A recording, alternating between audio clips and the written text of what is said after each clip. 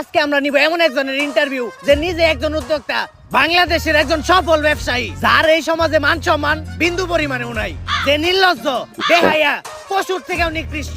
তার মানে দর্শক আপনারা বুঝতেই পারতেছেন আমি একজন কাপড় ব্লগারের ইন্টারভিউ নিতে আসছি। তো চলেন দর্শক বৃন্দ সেই বউ ব্যবসায়ীর বাড়ির ভিতরে ঢুকি। বাবা রে বাবা, ফেসবুকে নষ্টামি করে কত বড় বাড়ি বানাইছি।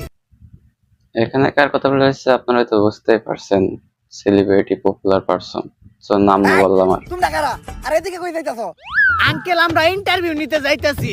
বাসার মেন গেটে লেখা দেখছ নাই যে এই বাসায় কুত্তা আর ফেসবুকের হলুদ সাংবাদিক প্রবেশ নিষেধ?